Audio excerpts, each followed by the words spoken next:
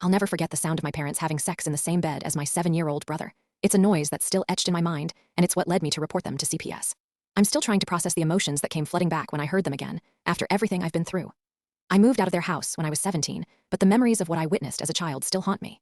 My mom would often ask me to babysit my brother, and I'd let him sleep in their bed because it was comfortable for him. But what I didn't realize back then was that I was exposing myself to a toxic environment that would affect me for years to come.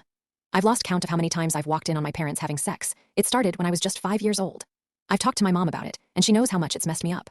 But despite all this, when my mom asked me to babysit my brother again in December last year, I agreed. They came home drunk from a work dinner, and at first, I tried to make noise so they'd know I was awake. I turned on my phone and started watching TikTok loudly, hoping they'd get the hint.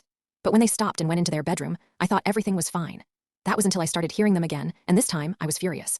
I stormed out of the house, and the next day, my mom tried to apologize, but I wasn't having it. I made it clear that what they did was not okay, and I told her that if it happened again, I'd call CPS. She promised it wouldn't happen again, but I knew I had to be vigilant. We didn't talk for weeks after that, and I was anxious about seeing them again. But when we went to Portugal together, I tried to put the past behind me. We were all getting along, and I thought maybe things had changed. That was until we watched a football game, and my mom got drunk. On the way home, I specifically told her that there better not be any funny business that night. But when we got home, I started hearing it again, just 5 minutes after she went to bed. They were having sex in the same bed as my 7-year-old brother, and I knew I had to act. I stormed out and found somewhere else to sleep, but in the morning, I sent a message to CPS. When I talked to my mom the next morning, she tried to brush it off, but when I told her I'd already contacted CPS, she started to take it seriously. I feel bad that I had to involve CPS, but I know I did it to protect my brother. I don't want him to go through what I went through, and I'm hoping that this will make my parents understand the gravity of their actions.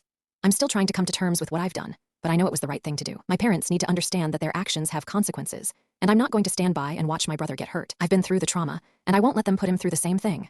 I reported them to CPS, and I'd do it again in a heartbeat if it means protecting my brother. I just hope that this will be the wake-up call they need to change their behavior and prioritize their child's well-being.